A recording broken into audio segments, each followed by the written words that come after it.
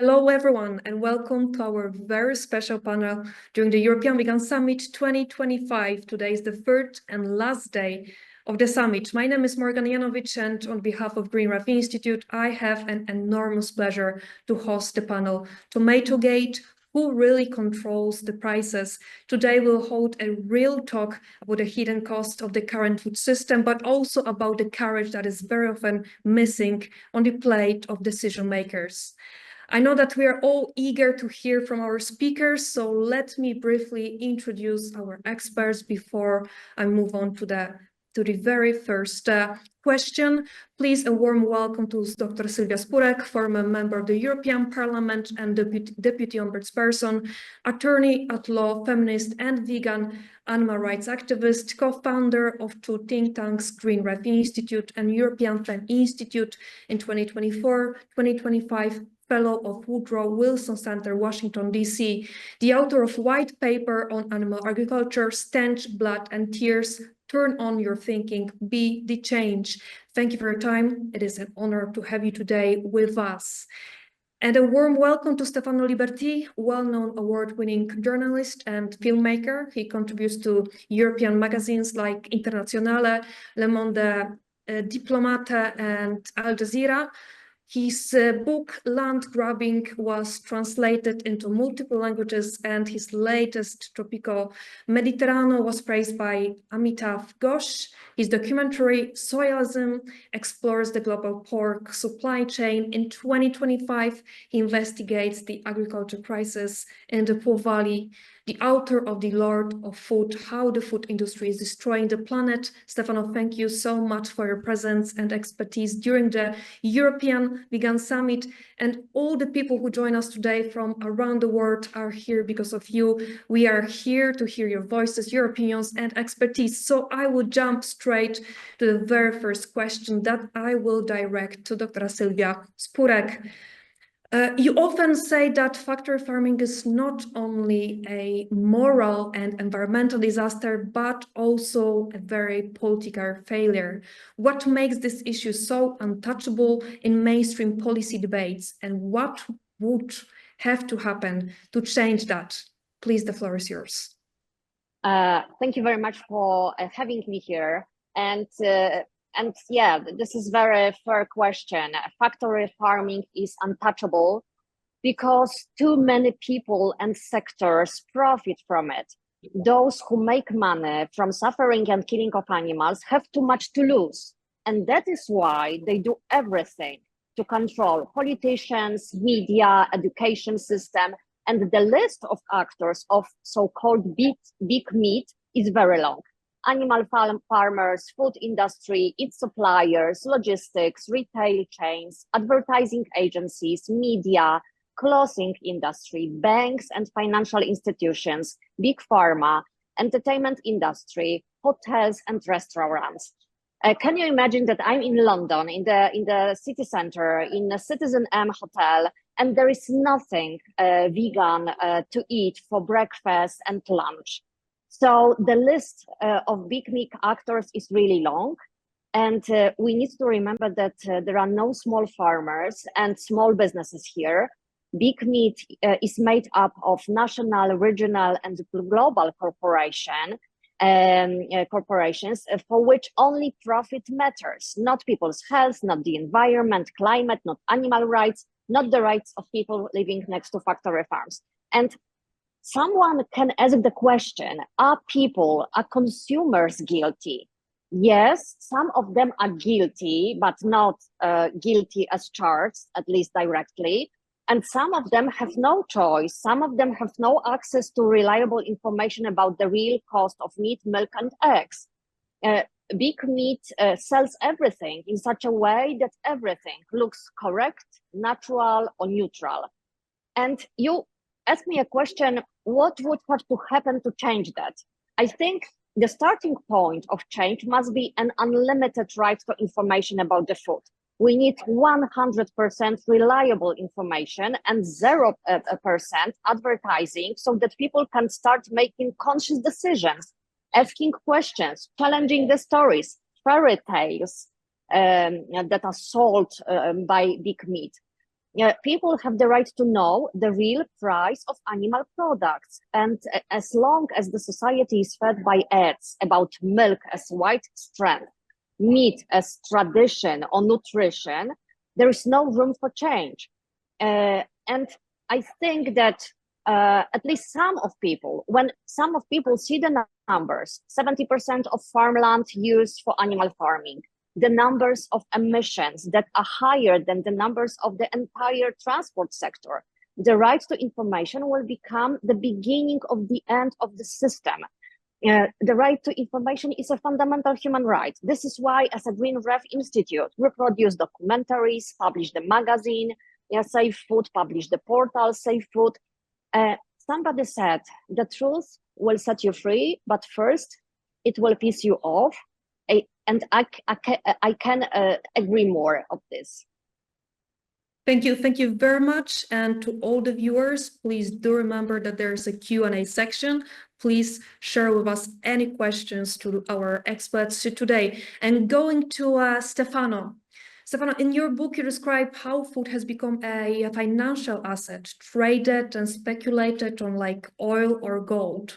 What consequences does this financialization have for food security in the global south? Have recent global shocks like the war in Ukraine intensified this trend and its impacts? Yeah, thank you for having me. It's an honor to join your summit. You asked the question, food as a financial asset, what are the consequences? I would start by saying that food has become, in the last 30 years, more or less, first of all, a commodity. A commodity like gold and oil. What is a commodity? Commodity is something, it's a product that is produced no matter where it is produced. It has no relationship with the place where it is produced. It has the same value everywhere in the world. So when food becomes a commodity, and that started with big grains, with wheat, with corn, with rice, and then now every food is a commodity. Also fruit and vegetables, tomato, also meat is a commodity because it's traded all across the planet. And what are the consequences of this commodification of food? That big corporations are taking over the food system. So to make a profit, to make food profitable, you have to make economy of scale. You have to produce a lot at minor prices. So you have to control all the supply chain. And this is exactly what is happening in the last few years with double consequences. First consequence, small-scale holders, small-scale farmers are disappearing all across the planet because they are unable to compete with big companies. So they are pushed out of the market. Second consequence is concerns the global south, countries that are actually losing their food sovereignty. And this is an ongoing process. It's something new.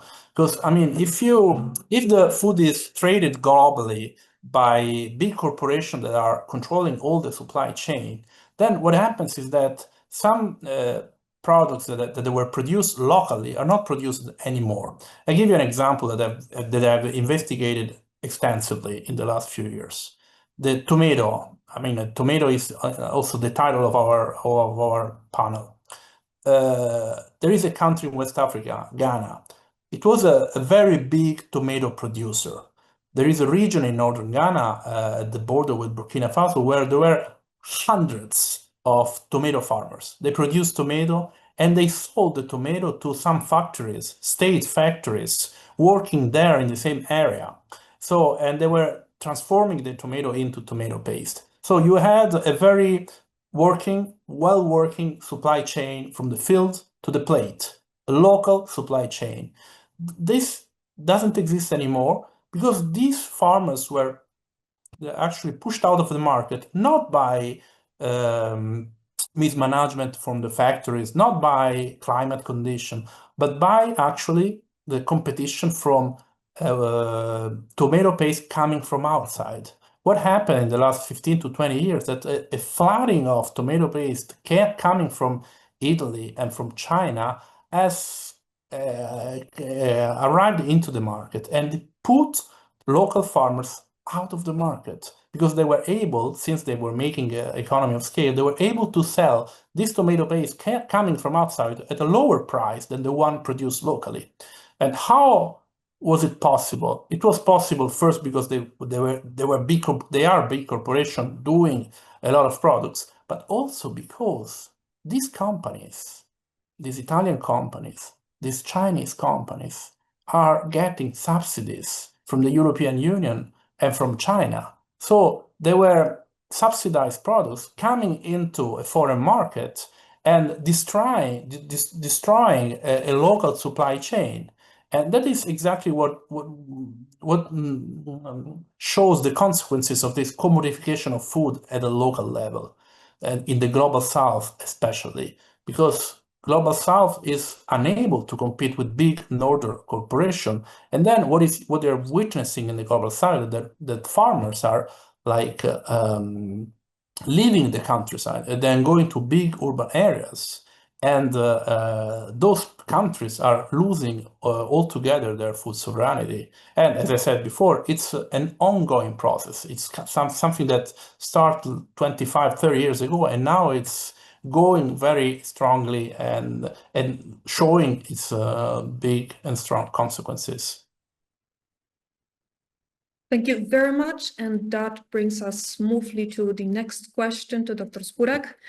You worked both as a legislator and legal expert. From that perspective, which legal tools could be most effective in phasing out industrial animal agriculture? Does the current legal framework at the EU level and national level allow us for such changes, or maybe do we need some the complete restructure of the system? Well, Stefano mentioned subsidies, and we need to remember that the current food system keeps providing animal farming with more and more taxpayer money. And animal farming generates enormous costs for the environment, climate, public health, while generating low quality products. And from a public interest perspective, such a system should not exist any longer, because it will only keep generating greater and greater losses. European Commission keeps trying to save it, creating new strategies, new programs, but there is nothing left to save. We must stop pumping public money into private businesses that are harmful. This is the first step. This is the first legal change to make. Yeah, obviously, we need an open and honest debate about a new safe food system, safe for people, the environment, the climate, the animals. Financial instruments should be designed to reward what serves the public interest and punishes what causes harm.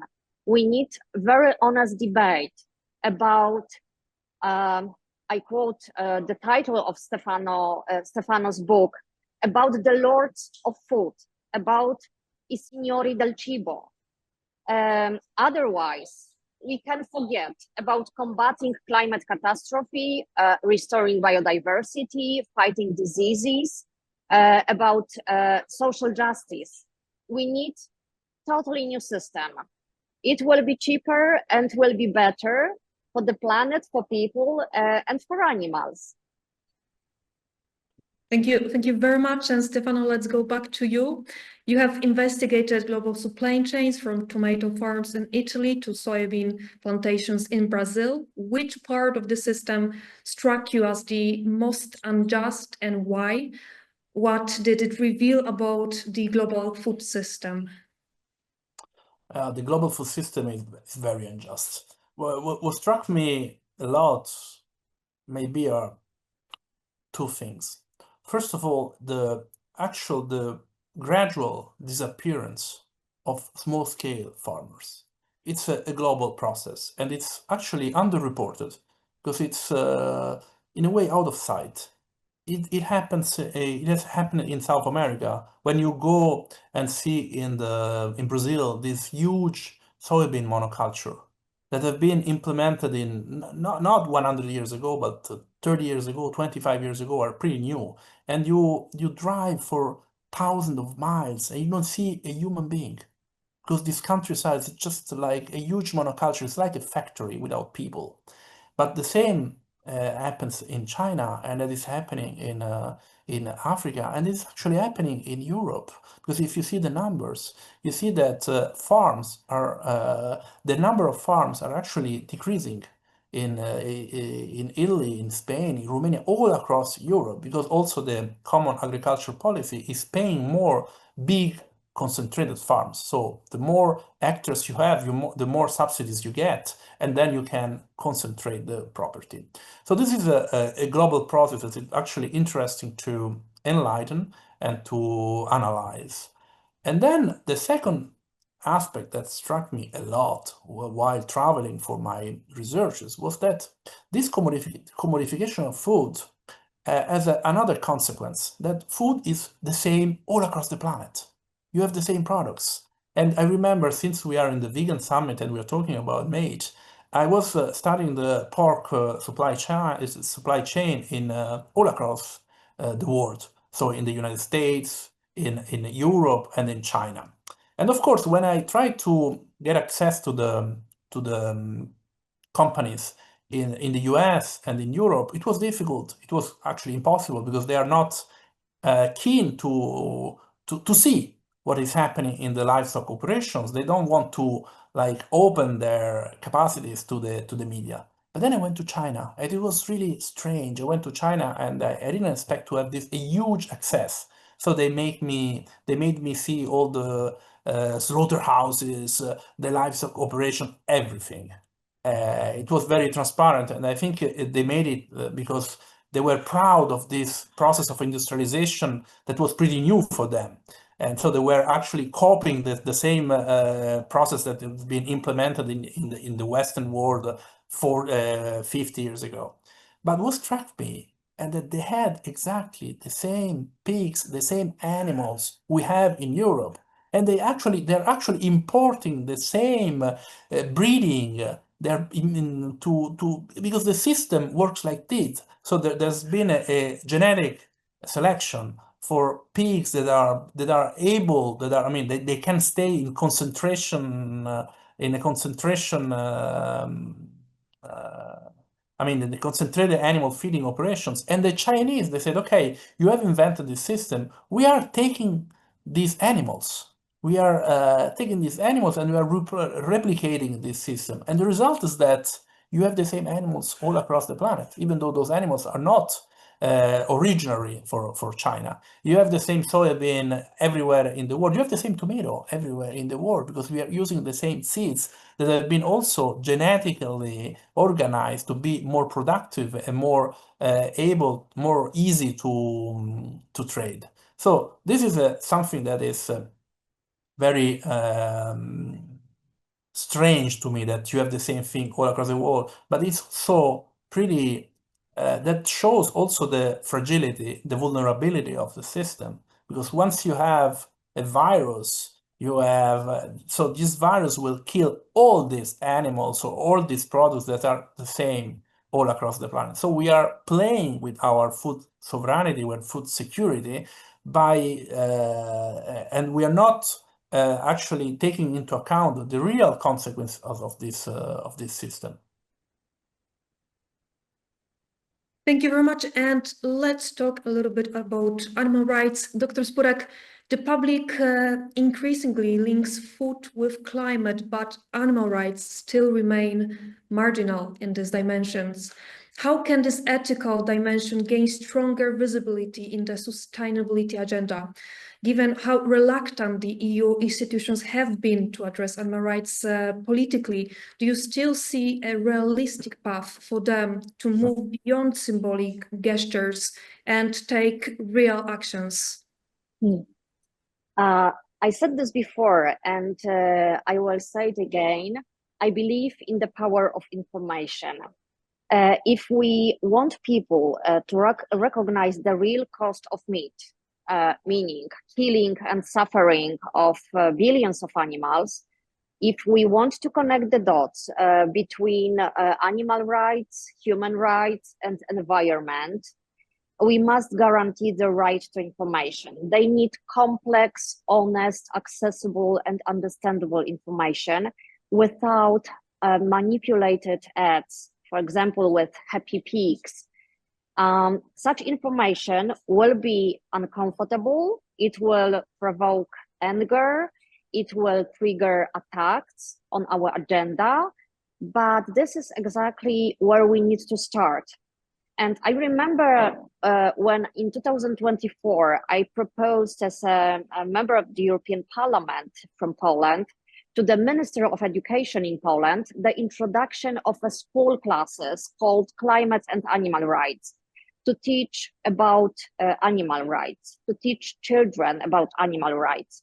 There was no reaction because the animal farming is untouchable for Barbara Nowacka, the Minister of Education here. And yes, they will ignore us, but it doesn't mean we cannot and we shouldn't try again and again. And we must put even greater pressure on the European Commission and on our national authorities. What we need is a strong social movements and broader collaboration of organizations across Europe. Today, we still too often act alone. Umbrella organizations are being created, like the Polish Federation for Safe Food, but this is still not enough. If we want to change policy, we don't need dozens. We need thousands of organizations across the European Union. If the European Commission is to take our voice seriously, we need strong social movements, strong civil society. We need our own media, our own summits. We need to think intersectionally and seek new allies. We need to be united too, and we need to stop talking about baby steps, small farmers, and animal welfare. This is a language of animal farming, not ours. I often hear that we are too radical. No, talking about killing and suffering of animals, so-called farmed animals, is not radical. Taking part in killing and suffering of animals is radical and extreme. Thank you very much. That was well said. No action from politicians doesn't mean that we should not try again and again. Thank you very much. Stefano, much of your work exposes corporate consolidation. How does market concentration in the food industry influences not only prices, but also labor rights and democratic oversight? Yeah, it influences it very much, a lot. As I said, I mean, the supply chain, the food system is now controlled by a few actors, big players that control all the supply chain, production, processing, trade, and distribution. And so they are big actors, and if you are not part of them, you don't have the right to produce differently because you don't have access to the market. So what does it mean? It means that these actors are sometimes even bigger and more powerful than single countries, and so they can dictate the rules. And that is the reason why some companies are actually moving from one country to another country, looking for conditions where they can produce at a lower price and with major profit. Which are the consequences to labor rights and democratic oversight? Labor rights, of course, if you have to produce at a minor cost, then you have the right to exploit the labor. And you have many cases also in the European agriculture, in the Southern Europe, you have a lot of people that are actually, our system in Italy is based on the exploitation of daily workers. And that is, everyone knows it. And it's like an open secret. Sometimes you have big case like a daily worker that dies in the field, but every one of us know that those people are paid much less than the legal wage, that they work many hours more than the legal wage, because you have many people that are seeking a job, and because the system is controlled by these big companies. As for the democratic oversight, when I say that this big company has much more power than countries, then they can change the rules. That is very unfair. And also coming back to the first question, I think it's something that is very interesting about the changing of the global system. You and the decrease of food sovereignty and democratic oversight on the food system. You have countries that are not producing their food, and so they have a problem. And as you asked before, and I haven't answered you extensively, the war in Ukraine showed the vulnerability of the food system. If you remember well, last year, at some moment we had a problem with the export of wheat from Russia and Ukraine because the ports in Ukraine were closed. The Odessa port were closed. And you have some countries that actually rely on this wheat from Russia and Ukraine. All the MENA countries, Lebanon, Egypt, Tunisia, they're actually importing a huge amount of this wheat. And they were not able to import anymore, first because ports were closed, and secondly, because since ports were closed, the price on the global market increased, so that they had also a financial problem. And the very big paradox that those countries, especially Egypt, but also Tunisia, used to be a big producer of grain. They produced a lot of grain, but at some time they stopped producing grain because it was easier for them, cheaper for them to take grain from the global market. And so they lost their food sovereignty. And every time, and also the democratic oversight on the production, because they are taking the food from outside, and so the government is not reliable on the relationship with the producer, with the farmers. So I think this is something that is very, very dangerous. And if you remember well, in 2011, we had these Arab Springs all across North Africa and the Middle East. And those Arab Springs have been described as political uprising against the dictator, which was in partially true, but they started as a local movement against the increasing of the food prices in Tunisia. In Tunisia, you had protesters that were protesting against the increase of the price of bread. So if we don't fix the food system, we could have uprising all across the planet, because we are producing a lot of food, much more food that we actually need, but we're not producing food and distributing food in the right way. So you have the poorest that are getting even poorer, and the richest that are getting even richer. So we have to find a new balance and to fix this global system. I think this is one of the urgencies of our times.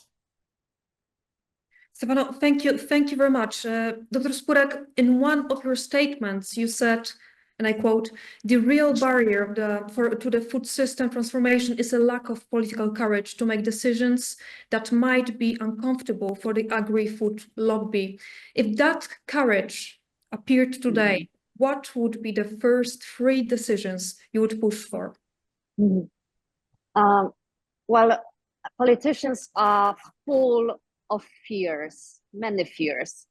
And obviously they are afraid of this change, of real food system transformation, because every step toward changing the system means that they have to admit they are guilty, admit that they and their political circles have for decades preserved a harmful and violent system.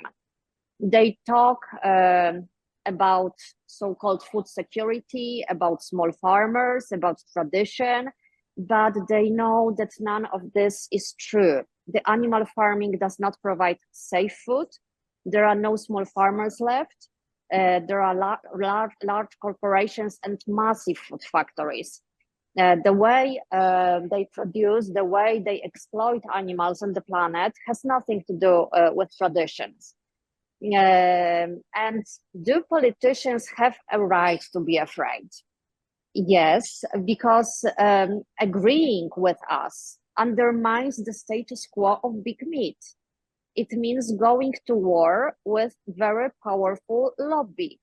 But if they are afraid of this change, about going to war with this lobby, then at the very least, they should stop standing in our way. They should let us fight and let us win, just as the first feminists fought and won, just as civil rights defenders in the US fought and won, at least partially. The same with LGBTIQ plus activists. The fear of politicians has always been there and always will be. It is written into a DNA of a current political systems where interests and electoral cycles matter more than values. And it would be probably more than 3 decisions at the beginning, but for sure, it will be ending a glass of milk school schemes, for sure banning the use of public money to produce and promote meat, milk, and eggs, introducing school classes called climate and animal rights, of course, the subsidies, and of course, advertising meat, milk, and eggs. No ads on meat, milk, and eggs. That would be, I believe, a clear signal that there is no room for what causes harm, and that we are raising a new generation of conscious consumers. Thank you very, very much. And going back to Stefano, in a world increasingly concerned with climate action, do you see genuine signs that major food corporations are actually willing to change, or are we still mostly dealing with the greenwashing? Not really. I mean, I do believe that we are still dealing with greenwashing. Sylwia has mentioned the advertisement of these meat or meat-based products, and of course, you see these happy pigs and happy animals roaming in big farms, and it doesn't exist. I mean, it doesn't exist any of these. These are like factories. And I guess there is a strong accent on sustainability and also a strong request of sustainability from the consumers. But big corporations are not actually responding to this, or I would say they are responding with slogan, but they're not changing their way of producing. But they're not changing because they're not requesting to change. And that is the reason why we need a radical reform of the political system. I do agree with Sylwia. We need to change the system of subsidies in Europe, at least because we are here in the European Union, and we have to stop the subsidies for animal production. We have to stop we have to change all the system of subsidies. Also because I think this is something new, and there is a request from the consumers, from the citizens. I see that since this globalization of the food system has created in the last 20 years a big distance from those who produce food and those who consume food, which is a physical distance first, but then it becomes also a like cognitive system. So we don't know where the food is produced, how the food is produced, and I do agree with Sylwia that we need to do lectures in the primary schools to teach our children how the food is produced. But I see that if you see all across Europe and the world also, they are increasingly they're opening all the time this new farmers market. We go to producers and we buy from the producers, and we buy also things that we don't buy in the supermarket. When we go to a supermarket, we just buy like perfect apples with the same size, the same color. We go to the producer and we buy also strange apples that are more tasty than the one that we buy in the supermarket. And that means that we trust the producers, and we want to trust the producer. We want to create a new alliance, consumer, citizens, and farmers to change the food system. Then, of course, the problem is that a conscious consumer is not enough. Also, we need to have more information on the way the food is produced, the way the food is processed, the way the food is traded. But also we need strong, radical reform, political reform. We need our politicians to act to change. But as Sylwia said, our politicians, at least in Europe, are not eager to change the food system because there are huge lobbies behind this way of producing. So this is, I think, when we talk about conscious consumer, we have to have in mind that we need a movement of people, a movement of citizens that put pressure on our politicians to change the system. Otherwise, we will just change our individual behavior when we can, because also it costs money and time and resources, but we need to have a collective action, not just an individual action. Well, thank you very much. And before we move on to the question from the audience, I would like to ask one more final question to both of you, and I would like to start with Dr. Sylwia Spurek. What if the real cost of food isn't counted in money, but in lives, ecosystem, and justice? What would you want people to truly see behind the barcode? Well, I think we all know data and numbers, numbers concerning climate catastrophe, killing of animals, environmental catastrophe. And I know that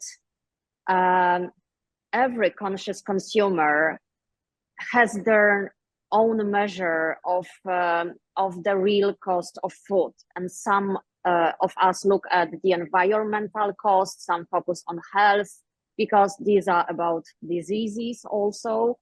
For others, for me, empathy and respect are the key. So only animal liberation is a solution.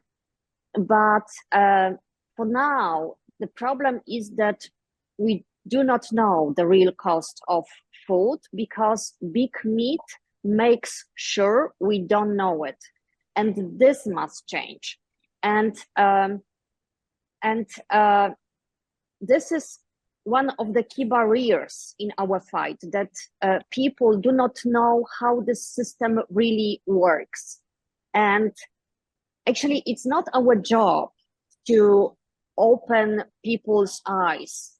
This is public authorities' role and responsibility to give the people the information, numbers and data, because otherwise people cannot imagine that the world could look differently. And we must do everything to help them see this data and numbers behind barcodes. But for now, we often act alone. And fortunately, I know that I'm a dreamer, and I'm not the only one here in the European Vegan Summit. And my advice for everybody is to see the numbers behind barcodes, to ask questions, to ask how much, why, when, and who.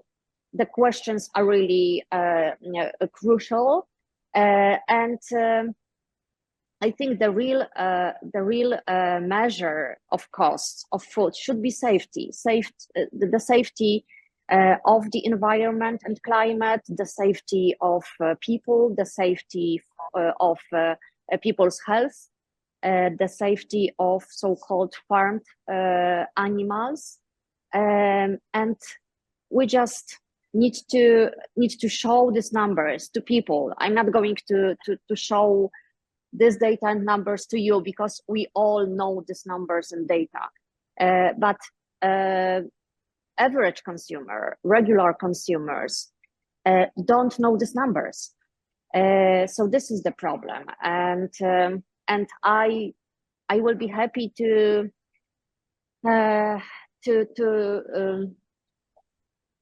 hear what the recommendations, what good practices of our audience are, because as a member of the European Parliament last term, I tried to open people's eyes, to push the barriers of the public debate. And I did my best, but I was the only one. I was like one of 4 vegan members of the European Parliament out of 705 members of the European Parliament. So we were really alone. And I could see the reaction of on Stefano's face when you said the number. Stefano, please, the floor is yours. Yeah, it's striking. I mean, 4 out of 700. Anyway, I think Sylwia explained very well. The hidden cost of this food system is high. And I think the concentrated animal feeding operation, the animal farming, is a school case. Because we are people could buy meat very cheap, but just because they invented this system, they put all the animals together and they're making this concentration of animals, and you can produce a lot in very small space. But then the cost in terms, the environmental costs, the social costs, the medical costs, and also the costs in terms of suffering of animals are huge. And if we should take into account, if we are taking into account these costs, I think we would pay the meat 10 times more, the price 10 times more expensive than we are paying today. And it would be great because we will produce a lot less meat and in a different way for those who are eating meat. But then I think there is another question. We actually don't know, since the supply chain is very complicated, we actually don't know how much the producer are paid.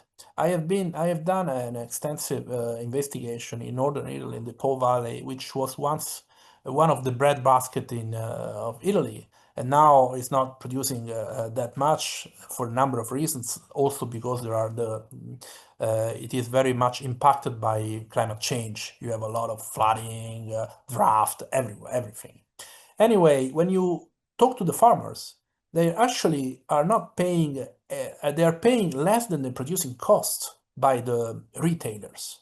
So they are producing under the cost of production, and they survive just because of European subsidies, which is completely mad.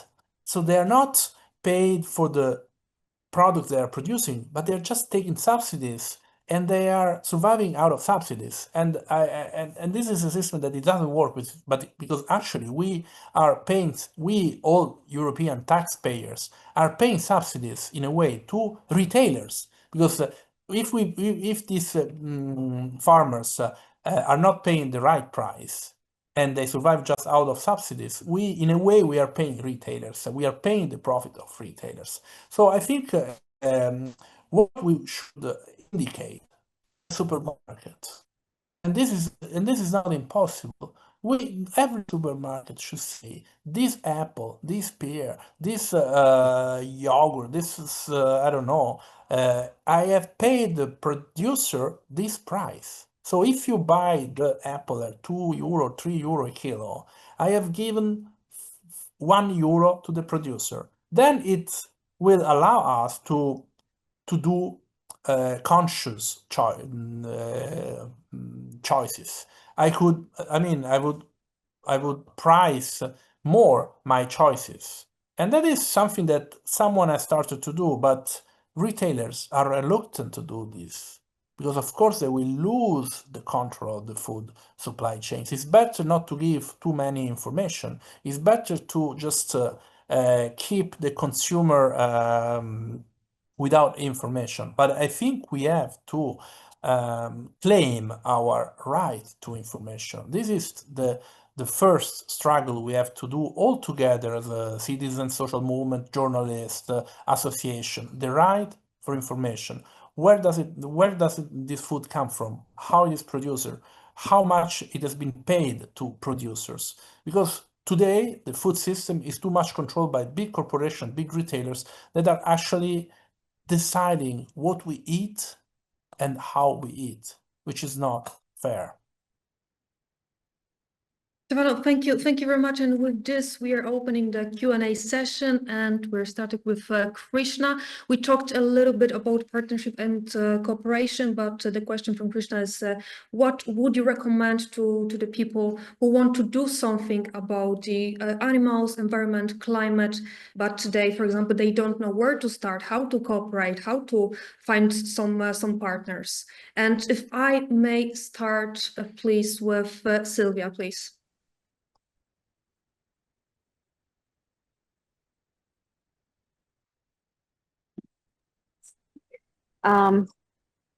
Well, first step should be go vegan and stay vegan. Then find allies, and they are really everywhere. And the internet gave us new channels, new tools to collaborate, to find allies, to defend social causes, to fight for animal rights. So this is very good tool right now. It's not like the first solidarity movement without social media. They didn't have social media, but they won in Poland. We have social media, so this is very good.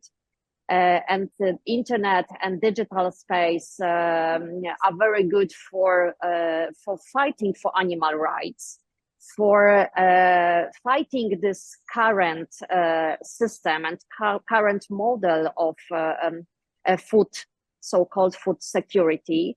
So there are actually two kinds of actions: individual actions, individual decisions, and some more systemic actions. So go vegan and stay vegan, and on the other hand, organize, find allies, create organizations, support all these radicals you meet, and enter politics. I think this is one of the ways we need to explore when we want to change the world. Thank you very much, and Stefano, back to you. Yeah, I do agree with Sylwia, and I also do agree when she said that it's not that radical to think that animal farming has to be overturned. Actually, it is radical the way we produce meat and food all together. So we need to, and I do believe that it's something that it's a shame of our times, because remember that, I mean, this system has not existed for a long time. The concentrated animal feeding operation exists since a century. It was invented 100 years ago in the US.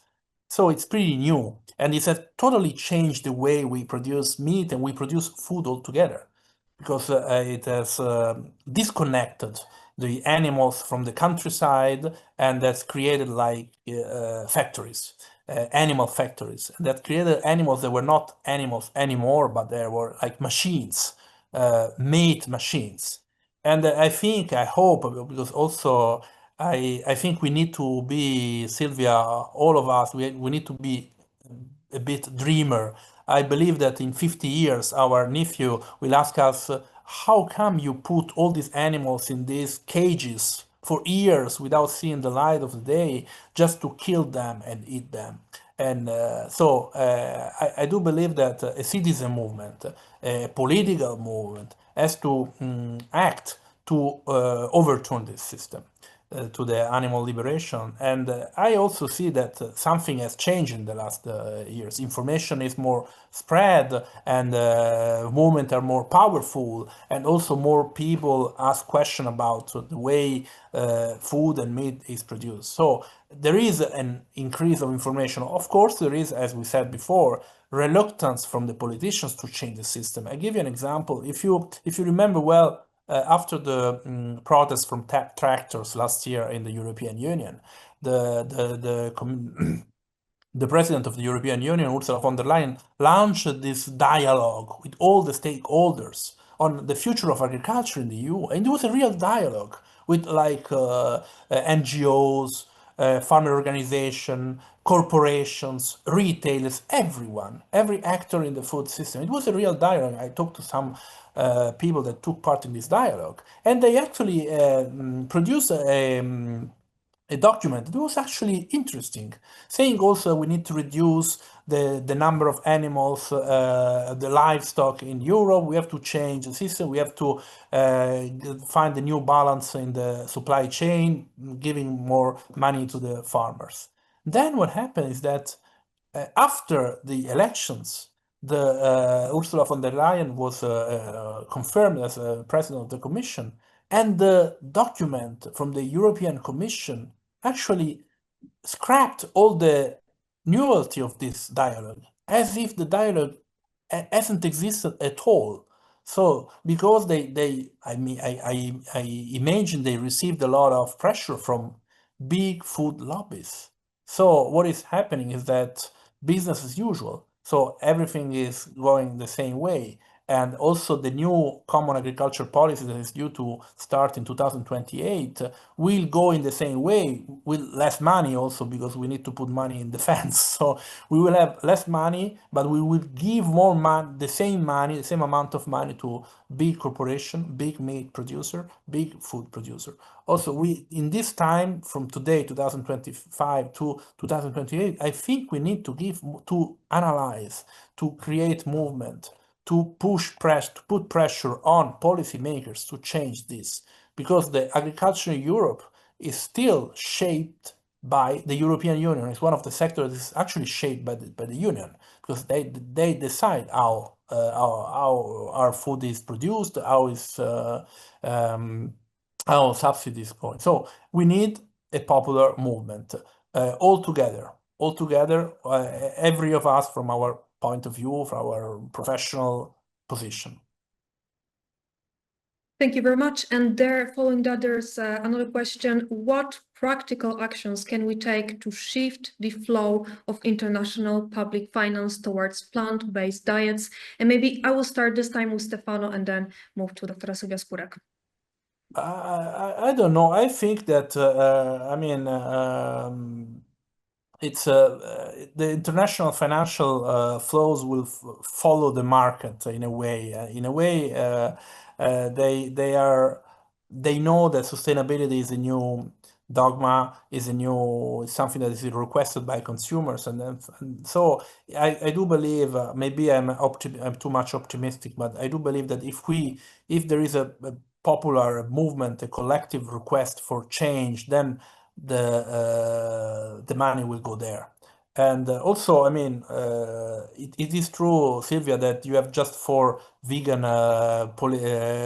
MP in the European Parliament when you were there. But if you go to a supermarket and you compare supermarkets today with supermarkets 10 years ago, you have much more vegan and vegetarian products.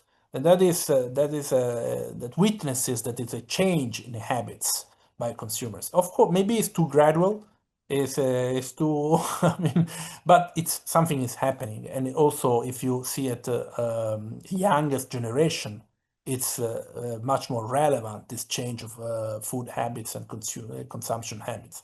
So I repeat, collective movement to make the market take a different direction.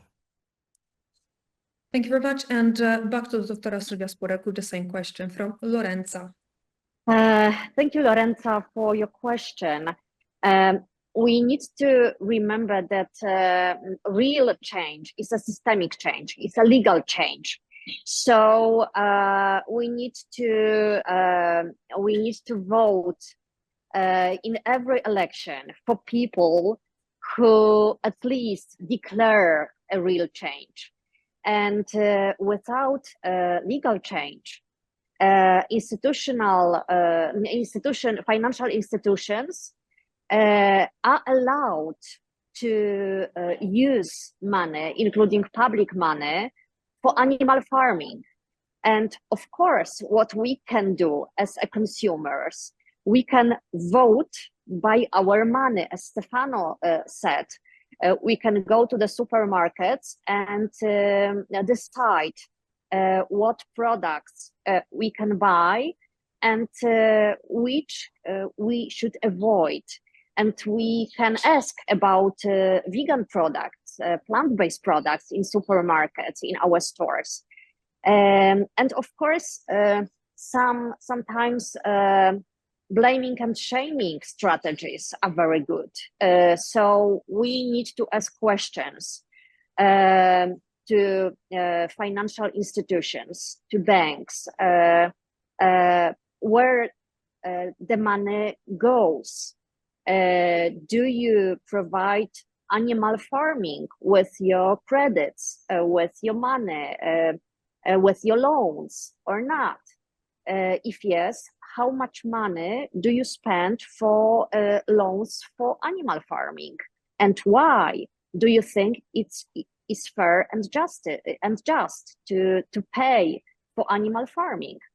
So blaming and shaming, asking questions, but also using our voice and our voting rights to vote by money, and in every election to decide which people or which politicians can represent our rights, and if they fail to do their job, if they fail to fulfill their promises and declaration, blaming and shaming again.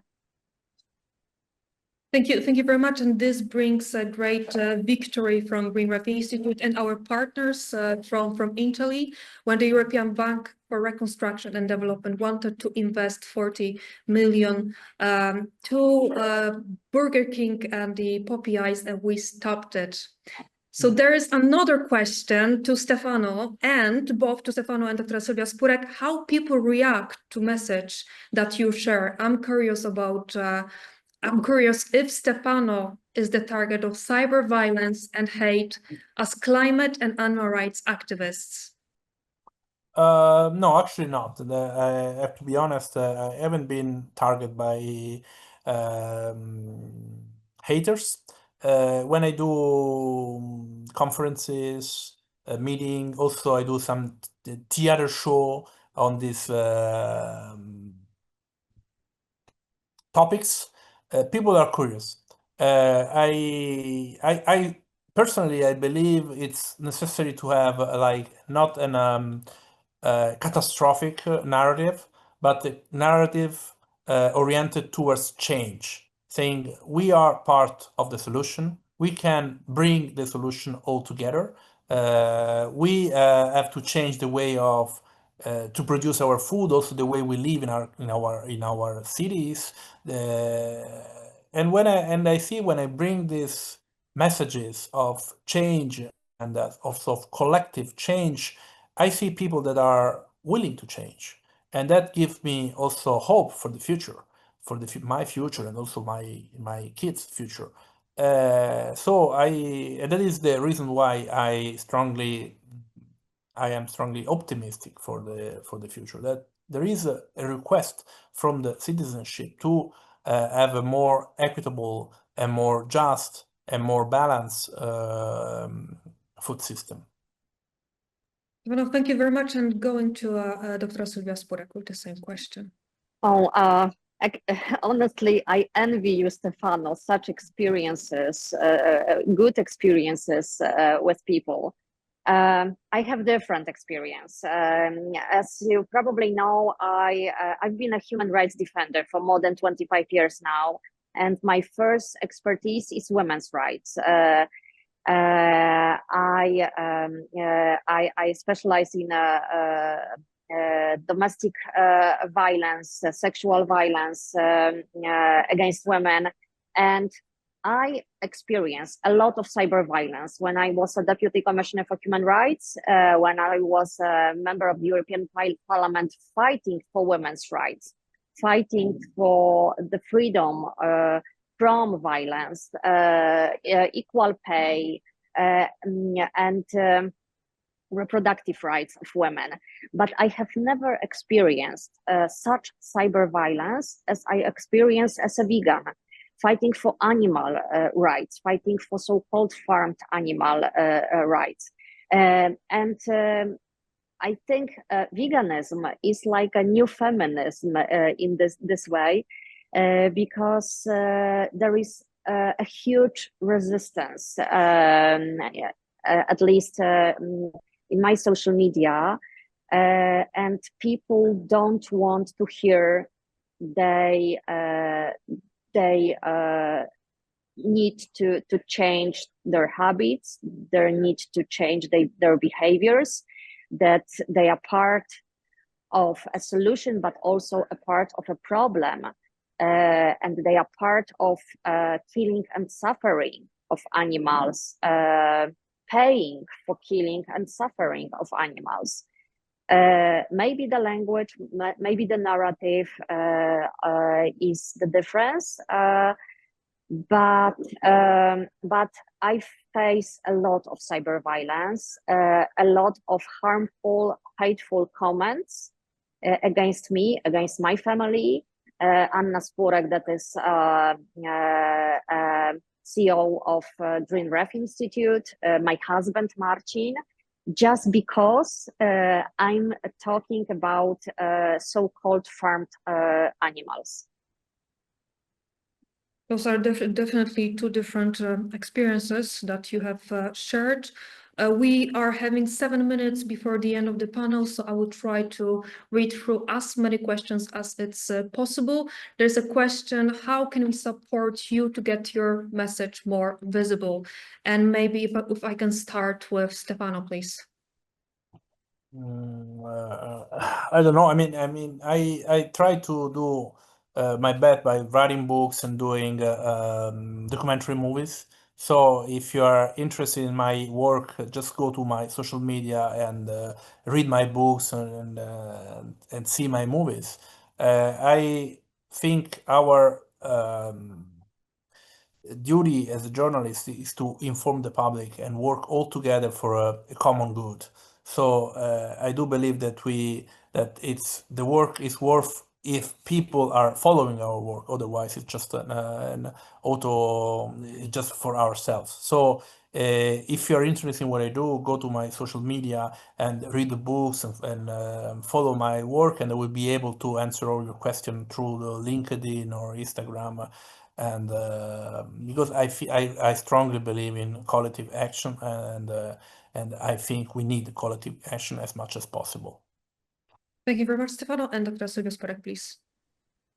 I would say, because I totally agree with Stefano, follow our work, and this is a huge support, obviously, but also I think talking about animal welfare and baby steps is not very good idea if you want to support our work. And please don't call us radical people, radical organizations, because this is very bad narrative around people, movements, organizations, and groups that are doing a great job. The last generation movement, for example, faces a lot of attacks a lot of cyber violence, a lot of misunderstanding perspective that I think is experience also of us. We also experience such attacks. So we are not the radicals, really, and I think creating your own movements and organization and asking questions would be a huge support also for our work. Thank you very much. And staying with you, Dr. Sylwia Spurek, your think tank, Green Institute, produces also movies. Why and how do you see the role of culture in the food system transition? Well, we are not Stefano Liberti. We cannot write such good books, so we produce, I hope, good documentary movies. And we are doing this because we want people to be aware. We want people to open their minds, open their eyes, and the books, movies, all these tools of the culture sector are very good to raise people's awareness, to provide them with information, to make them start thinking in a more conscious way. So this is why Green Institute produces documentary movies, and please do watch our movies, because this is also the support for us. Thank you very much. And if you did miss Dining on Despair, our latest documentary movie, please do watch it on YouTube. And we still got 2 minutes, so I'll ask the last question to Stefano Liberti before I end the panel. How do you see the role of Ukraine in global food system? Is it the war for food? The role of Ukraine in the global food system. I mean, it's a very difficult question as the last question. You know, Ukraine is a big food producer for export, and the war has decreased the production in Ukraine, but it will keep on producing. The big question for our future is, will Ukraine join the European Union? And if yes, what is going to happen to our European producers? Because if you have such a big country with such low production costs, so there will be like some disruption in the European agriculture. So I haven't got like my personal position whether Ukraine should join or not the European Union. I hope that if yes, this process will be done in a proper way without disrupting the agriculture sector in the EU, because otherwise we will have a lot of protests, a lot of uprising all across Europe, because Ukraine is such a big player. Thank you very much, Dr. Sylwia Spurek and Stefano Liberti. It was truly a pleasure to be able to speak to you today. To all the viewers, please don't go too far, as we are starting very soon another session in 10 minutes. Let's change the game. Time for healthy competition. On behalf of the organizers Green Institute, I thank you very much once again. Stay with us for the last day of the European Vegan Summit. Thank you.